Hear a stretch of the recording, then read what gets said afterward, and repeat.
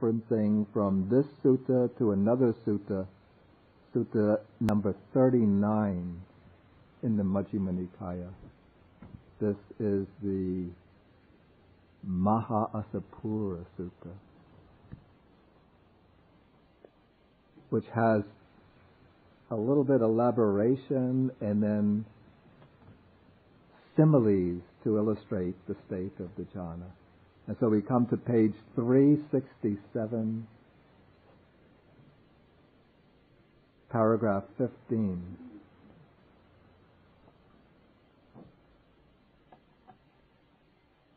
Here we start off with the same formula, having abandoned these 5 hindrances, and so on, up to with rapture and pleasure born of seclusion. But now the text continues.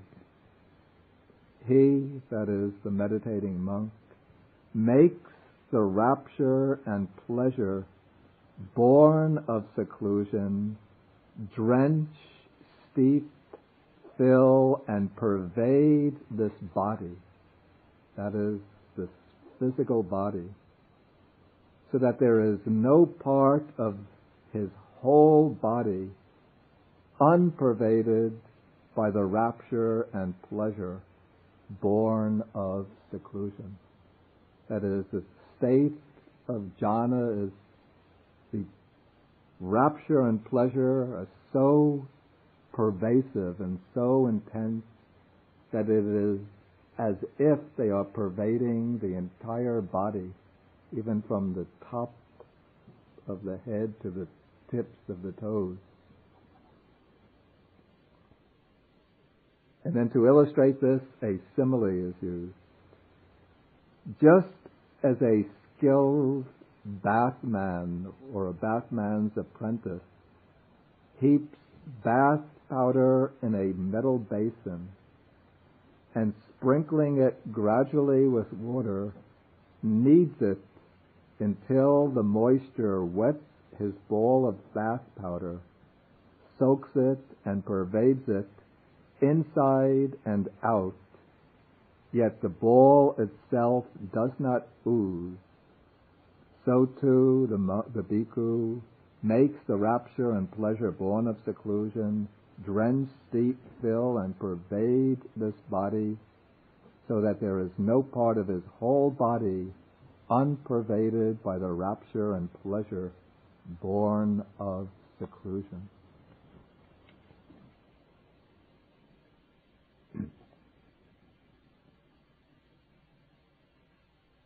And so sometimes, like, people get the idea that in Buddhism, practicing Buddhism, one is supposed to avoid any kind of joy or pleasure, just keep equanimity. But in fact, in the early stages, one has to consciously develop this rapture, bliss, pleasure, extend it, intensify it, and even make it pervade the whole body. That's a way of drawing the mind, as I said last week, drawing the mind away from its infatuation with the lower pleasures, the pleasures of sensuality, and leading it on to step by step to higher and higher, more refined pleasures, and eventually cutting the subtle attachment to those pleasures and pushing it eventually to the ultimate bliss of nibbana. And now the simile, this maybe men who shave with the brush, maybe we don't do this anymore. Now we have these aerosol, but I never use them because I don't like them. These aerosol foam cans. But in the old days, they used to take this powder, soap powder, put it in a little basin, put water in, use a brush, roll the brush around till it becomes a ball of soap, then use that soap for shaving. So you get this ball of soap in which the water and soap are completely blended together. So there's no bit of soap which is not pervaded by water, and no water dripping out from the soap. And so that's the way one has to cultivate this rapture and pleasure born of seclusion. But the simile gives the impression that this is taking place in the jhana. And that way the simile is not precise. In the stages leading up to the jhana, one builds up that rapture and pleasure and extends it, because then one is making a conscious, deliberate effort to expand, to intensify the rapture and pleasure born of seclusion. But when the mind goes into the jhana, then it's a kind of solid state of just unflickering, undisturbed, thoughtless pleasure and rapture and pleasure. There's no more conscious deliberation of extending or pervading in the jhana itself. Okay, so now, after attaining the first jhana, if you just read, the Buddha goes on and says, now we're coming back to Sutta number 27, paragraph 19. The Buddha says, this Brahman is called a footprint of the Tathagata. Now, coming back to the simile of the tracking the elephant down by its footprint. So now we're trying to track the Tathagata to see what the Buddha is like. And so now we see a footprint of the Tathagata. Since this is when the Buddha attained his enlightenment, this was, on that night of his enlightenment, the first step that he took towards the enlightenment was the attainment of the first jhana. So it's something scraped by the Tathagata, something marked by the Tathagata, but the noble disciple doesn't yet conclude that the Buddha is fully enlightened, the Dhamma is well proclaimed, the Sangha is practicing the good way. The reason, as we said last week, because those who are not fully enlightened can attain the jhanas. Even non-Buddhist ascetics can attain the jhanas. So the jhana is a necessary condition for being a Sammasambuddha, a fully enlightened Buddha, but it's not proof that one is a Buddha, the fact that one has attained the jhana. Okay, now if you just read the sutta, you get the impression that as soon as one achieves the first jhana, one goes on immediately to attain the second jhana. But actually, if one reads other suttas and gets a picture of the teaching as a whole, one sees that before going on to attain the second jhana, one has to master the lower jhana. Before one goes on to attain a higher jhana, one has to master a lower jhana that one has achieved. To master a lower jhana, certain skills are necessary.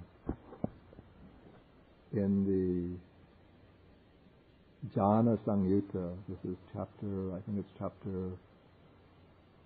34 of the Samyutta Nikaya. The text speaks of a number of skills, something like 11, 12 skills. The most important being able to attain the jhana easily, to enter easily. Just when one wants to enter, one can enter the jhana, so that one doesn't have to struggle with difficulty, with effort to enter. But one makes the decision to enter, one can enter very easily. It's called samapatti kusala. Then one can maintain the jhana for as long a time as one wants. If one wants to remain in the jhana 5 minutes, one will be in for 5 minutes.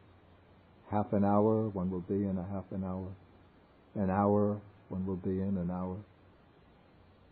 One wants to extend it for 2 hours, 3 hours, one can do so.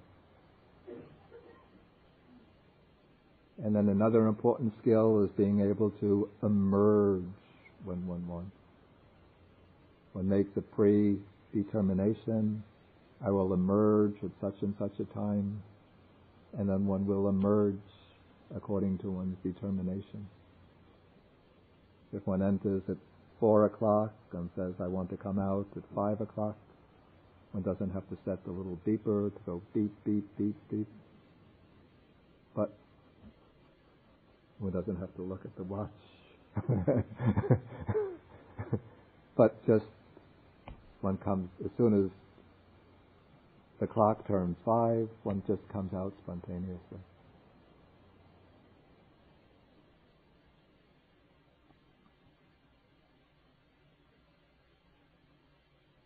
Okay, maybe to gain the second jhana, one doesn't have to have that extraordinary mastery, but one has to have a fair degree, one is encouraged to have a fair degree of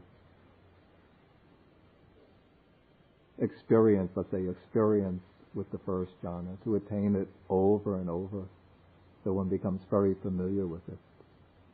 Then as one becomes familiar with the first jhana, one begins to see that as joyful, as blissful as the state is, it still has certain imperfection to it. And what is that imperfection? It is flawed by the presence of vitakka and vichara, this mental application and sustained thought or examination. These are seen to be gross factors. They still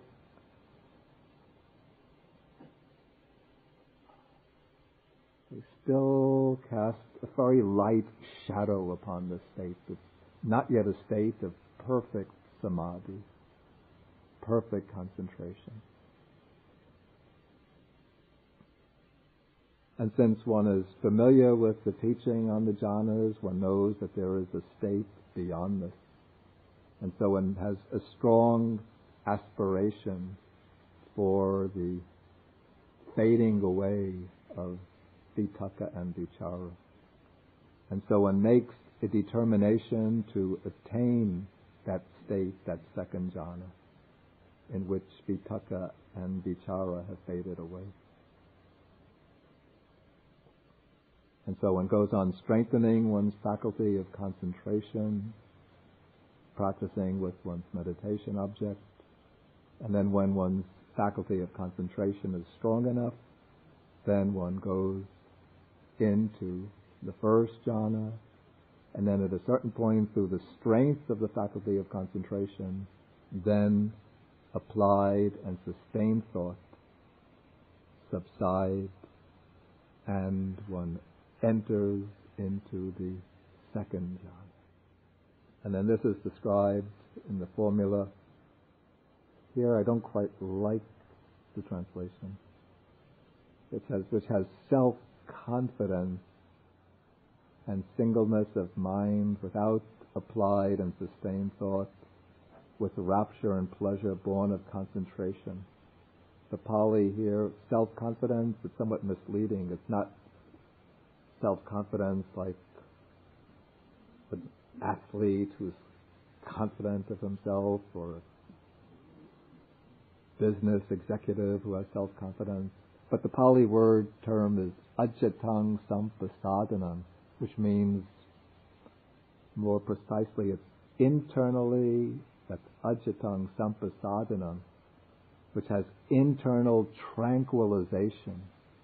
And what is meant is the tranquilization, the stilling, the subsiding of, or the tranquility that results through the subsiding of applied and sustained thought. Applied and sustained thought are that degree of disturbance that remains even in the first jhana.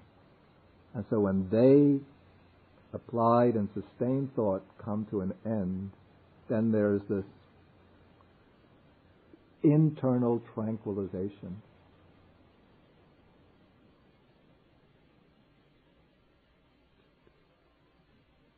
And then there's the singleness of mind, chaitaso ekodi bhavang.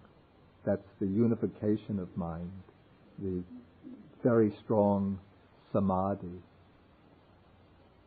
And that comes because there is no more applied and sustained thought. And now there is rapture and pleasure. Notice the expression here, rapture and pleasure, born of concentration.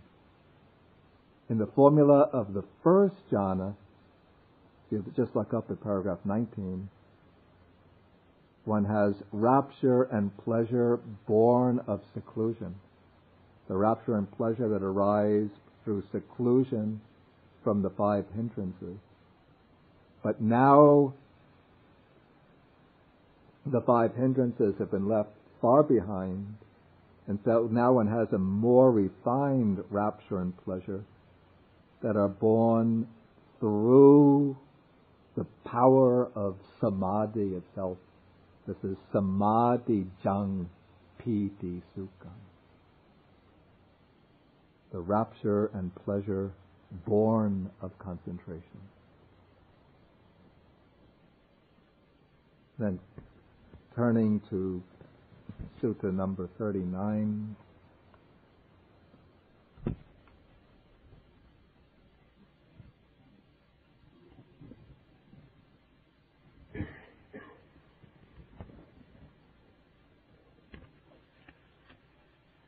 This is page 368,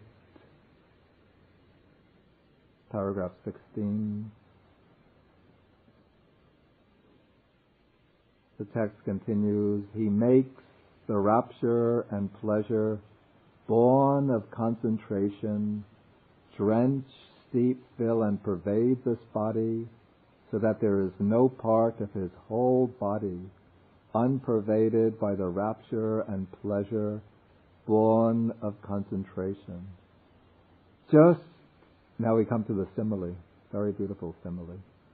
Just as though there were a lake whose waters welled up from below, and it had no inflow from the east, west, north, or south, and it would not be replenished from time to time by showers of rain, then the cool fount of water welling up in the lake would make the cool water drench, steep, fill, and pervade the lake, so that there would be no part of the whole lake unpervaded by cool water.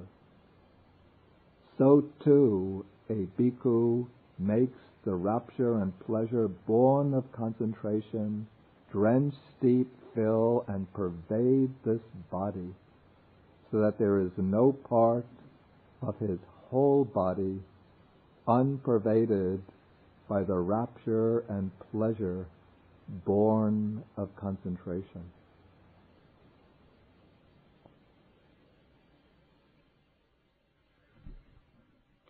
So we have this very, very beautiful image of the lake. So I can't imagine a lake which is not filled with water from any external source, but it has a fount of water coming up from below, and that cool water just pervades all. That fount of water coming up from below pervades all the water in the lake, drenches, steeps, fills, and pervades the lake, that the whole lake gets pervaded by that cool water. It's the same way as that it's like a font of rapture and bliss coming up and pervading the body of the meditator in the second jhana. And this too is called a footprint of the Tathagata, but a noble disciple does not yet come to the conclusion that the Blessed One is fully enlightened. Okay, we come now, the meditator, again, he has to become familiar with the jhana, master it to a certain extent, experience it again and again. And as he experiences the jhana, becomes familiar with it, in the early stages it seems so much more peaceful, so much more wonderful than the first jhana, because applied thought and sustained thought have been eliminated. But now, as one becomes increasingly familiar with the second jhana, one notices that this has an imperfection too. And that imperfection is the presence of piti, rapture. Because rapture, the nature of rapture is something like excitement, elation, exhilaration. It's not a completely tranquil or peaceful state. And so the mind is bubbling with this excitement of rapture. It's not completely tranquil, settled down.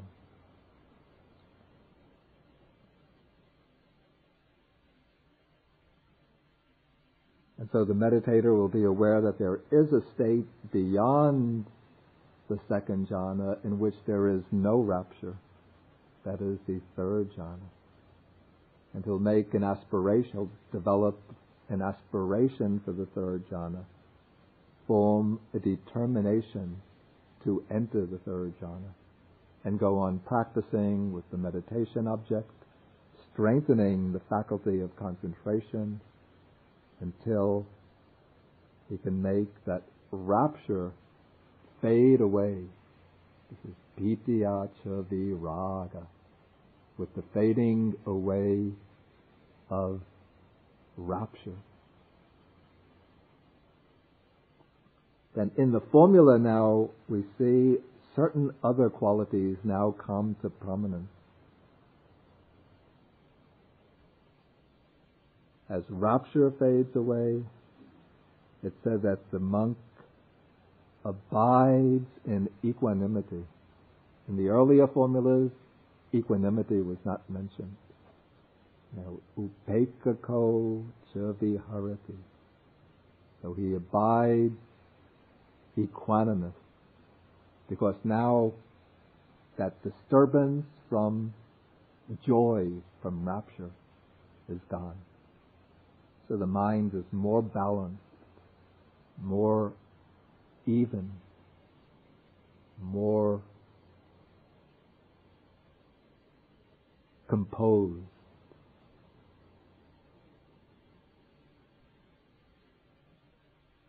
And now in developing all the jhanas, there had to be mindfulness and clear comprehension. But they weren't mentioned in the formulas for the first two jhanas, because their functions were somewhat subordinate. Because they were overpowered, their functions were overpowered by the other factors. But now in the third jhana, mindfulness and clear comprehension come to prominence. And now he's still feeling pleasure with the body, he's experiencing this bliss, pleasure, and he enters and dwells and abides in the third jhana, of which the noble ones announce he has a pleasant abiding, who has equanimity and is mindful. See, now equanimity and mindfulness are becoming increasingly more prominent. Now we go ahead to Sutta 39. This is now paragraph 17.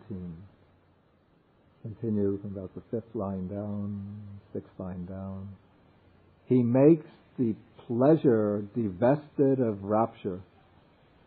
You see the way this is now described? This is nipitika sukham, I think it is. Nipitikam sukham.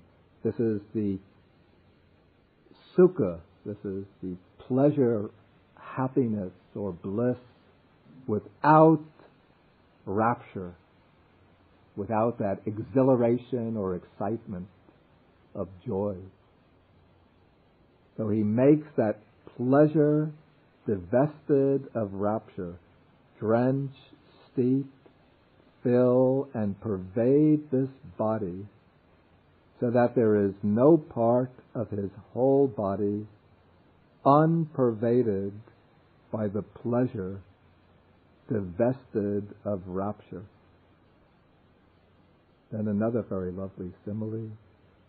Just as in a pond of blue or red or white lotuses, some lotuses that are born and grow in the water thrive immersed in the water without rising out of it. And cool water drenches, steeps, fills, and pervades them to their tips and their roots, so that there is no part of all those lotuses unpervaded by cool water.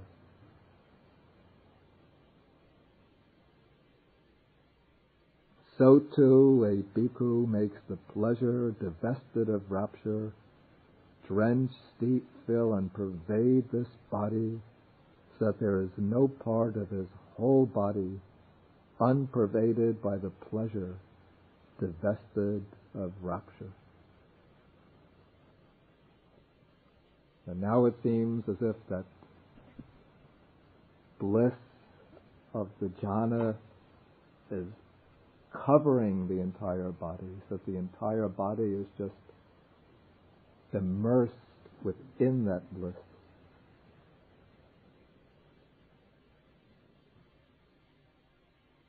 And so coming back to page 275,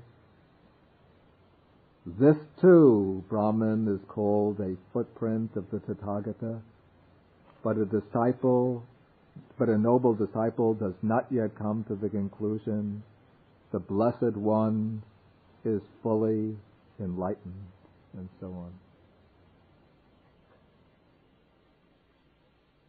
Okay, now the meditator masters the third jhana. He becomes thoroughly familiar with it.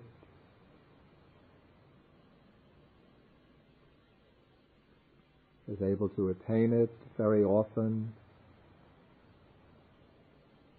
And as he does so, then he will notice that even the third jhana has a certain defect. And that is the feeling of the third jhana. That particular felt quality is one of pleasure or bliss. And pleasure or bliss is close to attachment. It is an object of attachment. We use that sublime or very refined pleasure or bliss of the jhanas to draw the mind away from the lower pleasures, the pleasures of sensuality. But now that we've come to the third jhana and mastered it, now one begins to see that this feeling of the third jhana, this very refined state, feeling of pleasure or bliss, is still subject to a very subtle attachment. So it's not as pure, as refined as the feeling of, it's called the equanimous feeling or neutral feeling, the feeling which is neither pleasant nor painful, that is present in the fourth jhana. Now, according to the Buddhist analysis of feelings, there are three types of feelings. Here I have to do a little diagramming.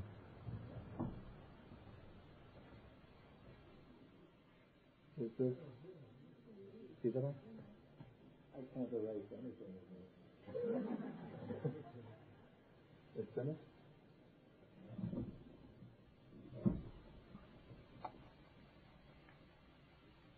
Okay, so now the meditator sees that the feelings which come in these pairs of opposites pleasure and pain. These are bodily pleasure, bodily pain, and mental joy, mental grief or sadness. Those feelings are imperfect, out of balance, because they always have to come in these pairs of opposites. And beyond them, there is a state of neutral feeling, equanimous feeling, a state of neither, which is beyond pleasure and pain, beyond joy and grief. And that is the feeling in the fourth jhana. And so the meditator now makes the determination. First, he arouses the aspiration for the fourth jhana, then makes the aspiration for the fourth jhana.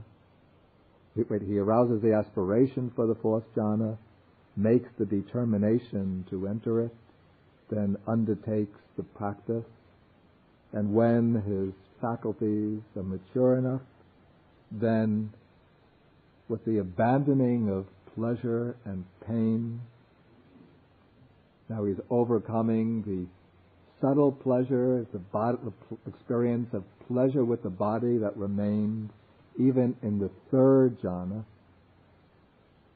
And earlier he had overcome painful bodily feelings. And earlier he had overcome joy and grief.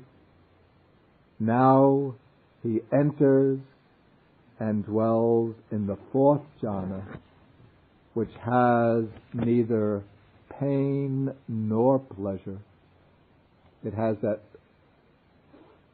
fifth type of feeling, which is called neither painful nor pleasant feeling. And it has purity of mindfulness, which is due to the presence of equanimity. It said that mindfulness is present throughout the whole process of developing jhana. But all the other factors in the jhana, all the other factors in the lower jhanas obscured the purity of mindfulness because they prevented perfect equanimity.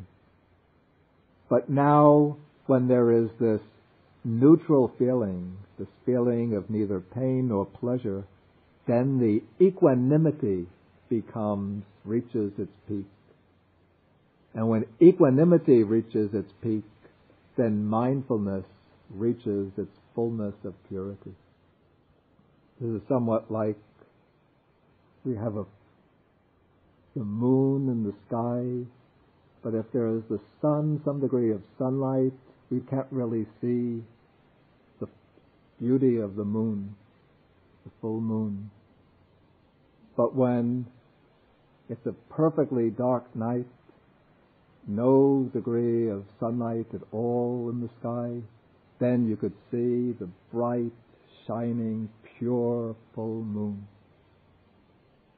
So when there's no degree of any pleasure, pain, joy, or grief in the mind of the meditator, when the equanimity is perfectly balanced, that is like the darkness of the sky.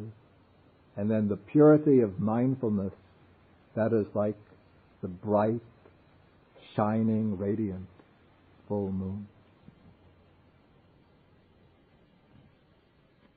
Okay, then we turn now to Sutta 39, the simile for the fourth jhana. This is page 368, paragraph 18, very bottom of the page.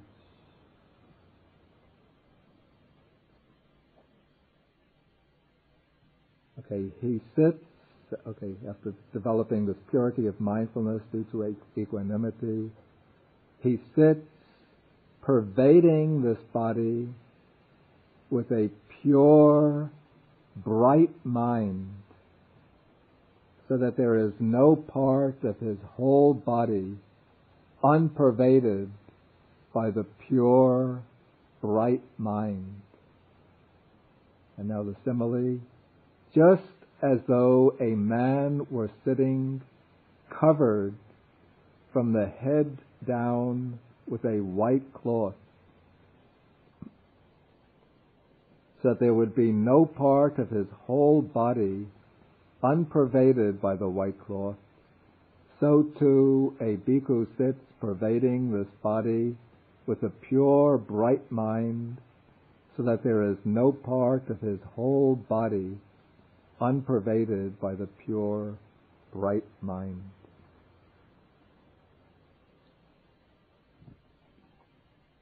Okay, so now in this fourth jhana, the mind has become very bright, pure, radiant, free from any disturbance even by this very refined pleasure and bliss of the third jhana.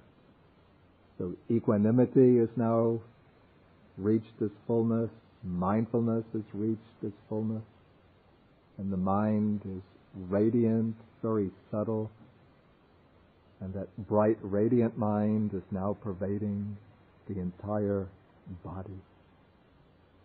And then back to page 276.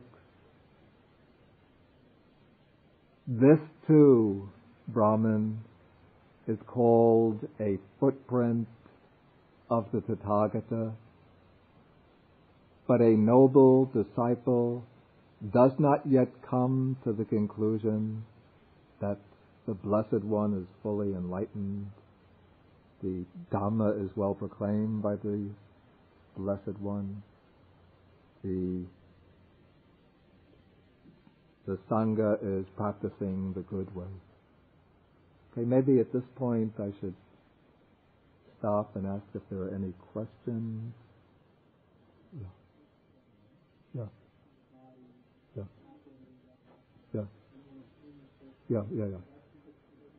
Yeah, within the jhana itself, there's no conscious deliberation. Yeah. It's not done through a conscious deliberation, but it's through the force of the concentration that builds up. Through the force of prior effort, and the concentration develops a certain momentum so that it just moves the mind from the lower jhana into the higher jhana. That would be my understanding of it. So my understanding differs somewhat in this respect from the commentaries, I have to say. That the commentaries explain that to go into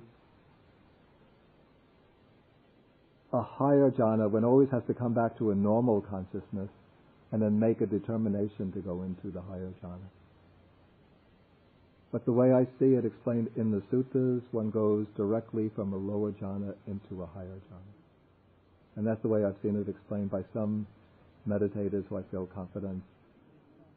Yeah, that one has to come out and make a determination for that. Yeah.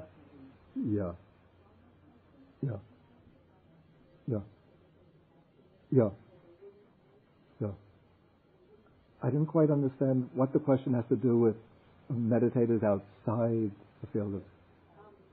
Yeah.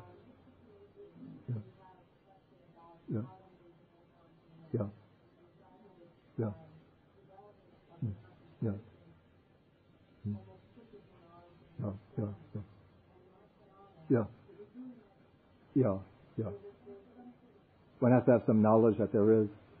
Yeah.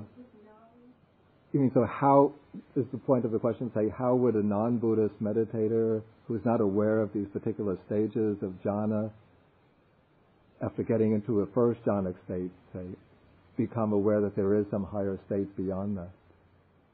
It's a question I don't really feel qualified to answer, but I would just, as a conjecture, say that within these different systems, there could have been like rishis and sages from old who just managed through, perhaps from coming into the human world from higher Brahma. It becomes a chicken and egg type issue. Okay, so they come into the human world from higher Brahma world. They have lived, say, in a fourth jhanic Brahma world previously.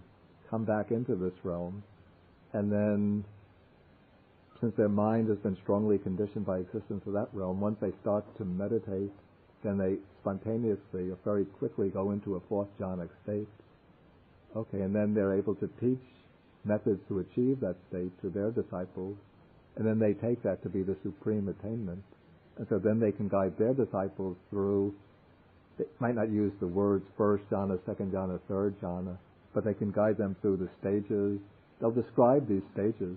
Even Christian mystics, if you read Christian mystics like St. Teresa, St. John of the Cross, they describe stages which correspond very closely to the jhanic stages. They don't use the expressions first jhana, second jhana, but they'll speak about stages in which you could see that there's a certain degree of thought present, and they'll speak about how one drops the thinking and one just remains in this thoughtless rapture and bliss. And so it just seems to come as a kind of almost a natural meditative unfolding. So one doesn't see what seems to be the barrier is seeing into the conditioned and ultimately impermanent, unsatisfactory nature of these states, that they're just dependently originated, conditioned, anicca, dukkha, anatta. That's like the Buddha's original contribution to the understanding of these states. Sukhi. Yeah. Yeah. Yeah. Yeah. Mm. Mm. Yeah. Yeah. Yeah. Yeah. Yeah. Well, I would say that the mindfulness and the sampajanya do contribute to lead one to the next step. I wouldn't say that just that they themselves lead one to the next step. Yeah. Yeah. Yeah, that wakefulness, jagarya, you could see the way it's described. It's describing somebody who's practicing meditation very diligently. That person practices the meditation continuously during the day, walking, doing periods of walking meditation, sitting meditation, walking meditation. Then during the first watch of the night, that would be 6 p.m. to 10 p.m., again continues practicing walking and sitting. Then lies down mindfully during the middle watch of the night in the lion's posture. That's with lying on the right side, one foot on top of the other, having determined in the mind the time for rising. And then gets up in the the third watch of the night, maybe perhaps 3 a.m., 2 a.m., 3 a.m., and then continues the practice. So that means keeping awake as much as possible. So it's not the same as mindfulness. Yeah. Yeah. Adukkha masukha. Yeah. It's that M is just, it's called the euphonic consonant. It's just put in order to fill a gap between two A's. Yeah. The mindfulness is what holds one, and the concentration. Yeah. At that point, one doesn't need vitakka to hold one to the meditation object. The vitakka, the applied thought, is necessary in the initial stages. That's what directs the mind to the object, directs the mind to the object, directs the mind to the object. And then in the first jhana, vitakka is what keeps the mind holding to the object. But then once the mind becomes fixed on the object through vitakka and vichara, then vitakka vichara can drop off, and then the mind will still stay on the object through all the other factors. So one doesn't have to worry it's not going to lose the object. Yeah, it's a momentum, that's a good word. Yeah. It's a little bit like saying, when children learn to ride the bicycle, they go from the tricycle to the two-wheeling bicycle, and then they have, I remember we used to have training wheels. Then you say, what happens when you take the training wheels off? What is going to hold you up? The the child will ask, what's going to hold you up when we take the Mommy, what's going to hold me up when you take the training wheels off? The bicycle's going to fall off and I'll collapse onto the ground. But you say, you build up the momentum and then the two wheels will hold you up. You don't need the training wheels anymore. There's nothing like an agent in the sense of a self directing the mind. It's just sort of like that in the philosophical way. It's just determination as a mental factor directing the mind. But like that in the conventional way of speaking, it's you yourself direct the mind. Yeah, the trouble with the word awareness is that it can be used as it's used here, you mean? Yeah. Okay. Yeah, you see, what is translated here as full awareness, that is sampajanya. And now I prefer now to render sampajanya as clear comprehension. Then in an earlier class, about 2-3 weeks ago, I gave an explanation about sampajanya. And so some people render, see, the Pali terms have quite precise meaning. But when you come to the English word awareness, some people use it to render sati. But we render mindfulness, they use awareness. Then others, like Venerable Nyanamoli, use awareness for sampajanya, and I let it stand here. But I don't like that because it creates that confusion. Then other people use awareness even for citta, for consciousness. What is consciousness? But I explain it that way. What is consciousness? The awareness of an object. And so awareness can mean everything from an ant responding to a stimuli. It's aware of the stimulus. To a Buddha's Sabbatisanyana is all embracing awareness. Yeah, that's a good question, a very good question. In the initial stages, one would have to go from the first to the second, from the second to the third, to the third to the fourth. But after one gets experience of the jhanas and then masters them, and then there are 4 beyond this, the 4 formless meditations. And once one masters those, then one can, like a juggler juggling balls, one can go from one to another, to another, to another. And then there are the 10 kasinas. This is the training that's given in the monastery in Burma for developing the abhinyas, the supernormal powers. What you have to do is be able to go from the first jhana to the 8th meditation in forward order, then down, using one of the kasinas, up, down, then take it with the second kasina, up, down, then go through all 8 kasinas. Then eventually one has to get the skill to be able to go in first jhana with one kasina, second jhana with the next kasina, third jhana with the third kasina, fourth kasina with the fourth. Just do it per second like that. Split second. So one just puts the mind in, out, then comes second jhana, second kasina, third jhana, third kasina, fourth jhana, fourth kasina. So the mind becomes very quick, very subtle. Then on that basis, then one could start developing the supernormal powers.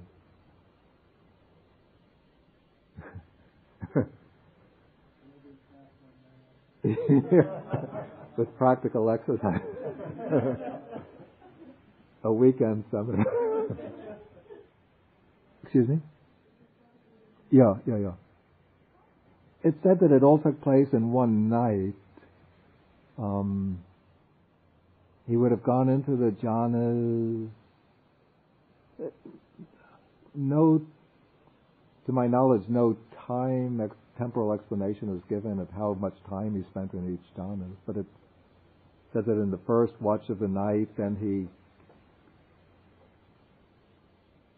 he developed the first, we'll come to these next week, the first direct knowledge, that's a recollection of previous lives. The middle watch of the night, he developed the divine eye by which he could see the passing away and rebirth of beings. Then in the last watch of the night, he developed the knowledge of the destruction of the defilement. Well, he had this experience, childhood experience of the first jhana. And then, this is a strange thing, when he first became an ascetic, when he first renounced the household life, he trained under some meditation teachers, and he would have attained the third formless attainment, and then the fourth, the last formless attainment, under these two teachers. But no mention is made in the text of him practicing the jhanas under those teachers. But in order to achieve the third formless attainment and fourth formless attainment, it would seem that one has to go through the jhanas. So it's been a puzzle to me. So I've given various interpretations, theories to try to explain why he should recollect his experience of the first jhana as a child. Why didn't he recollect the jhana practicing under those two teachers? The texts don't give any explanation of it. In fact, they don't even raise it as a question. Something I wanted to say that Eva's question brought up, and that is actually to go to the destruction of the defilements, one doesn't have to go even to the fourth jhana. One could go from the first jhana to the destruction of the defilements.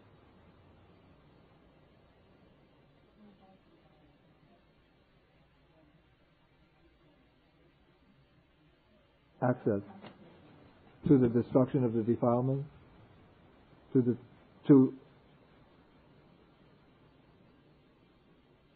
the point about which there's some difference of opinion or controversy.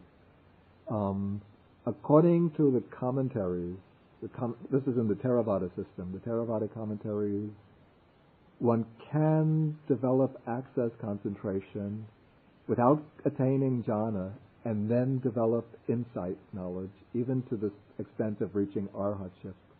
And these are what they call dry visioned arhats. You know this expression? Is there such a system in the Chinese Savastivada? I think in the Savastivada system there's something like that too. So they don't achieve jhana, but just on the basis of access concentration, they develop insight and reach destruction of the defilement. That's why it's called dry vision, that their insight is not moistened by the softening influence of the jhanas. But the way, if you just take the suttas without the commentaries, they seem to be saying, as I read them, this is my interpretation, and I have written an article, and if Peter disagrees with me, he might burn up that book, then I lose my copy of the article.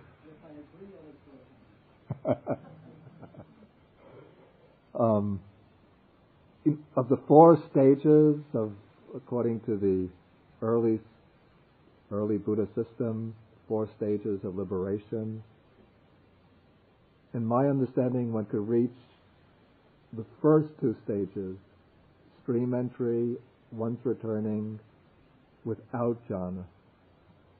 But to go from the second to the third, it seems that jhana becomes necessary.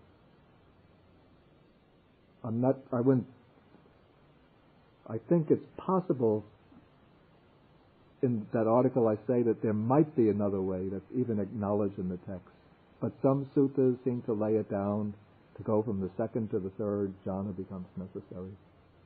And if that's the case, then to reach the fourth stage, arhatship jhana becomes necessary.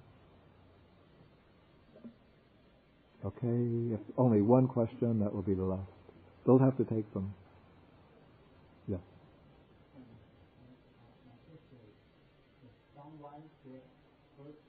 Yeah. How does this man know he gets this first jhana? How? It's quite possible that he attains it without knowing. He might not have any definite way to know. There's not a definite way to know. He could be mistaken. He could even reach access and think this is the jhana. He might be mistaken. So the good way is if one has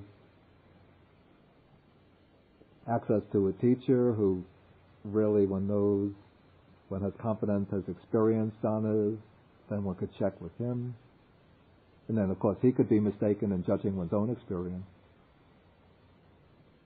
So there's a lot of room for mistakes, that's all. Okay. We do the sharing of the merits.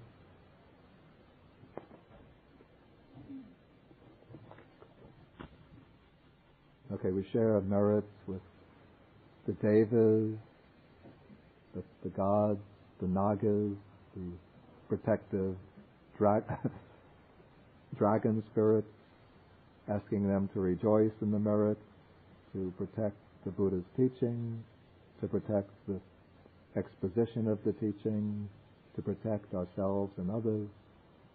Then we share the merits. Again, we ask the devas to rejoice in the merits and achieve all success. We ask the bhutas, the harmful spirits, to rejoice in the merits and achieve all success. And we invite all beings to rejoice in the merits and achieve all success. Akasata chabhumata deva naga mahitika punyantang anumoditva chirang rakantu sasanang. Akasata chabhumata deva naga mahitika punyantang anumoditva chirang rakantu desanang. Akasata chabhumata deva naga mahitika punyantang anumoditva chirang rakantu mang parang. Etavata cham hehi sampadang punya sampadang sabbe deva anumodantu sabba sampati siddhya. Etavata cham mehi sampadang punya sampadang sabbe bhuta anumodantu sabba sampati siddhya. Etavata cham mehi sampadang punyam mehi sampadang punyam mehi sampadang punyam mehi sampadang punyam mehi sampadang punyam mehi sampadang punyam mehi sam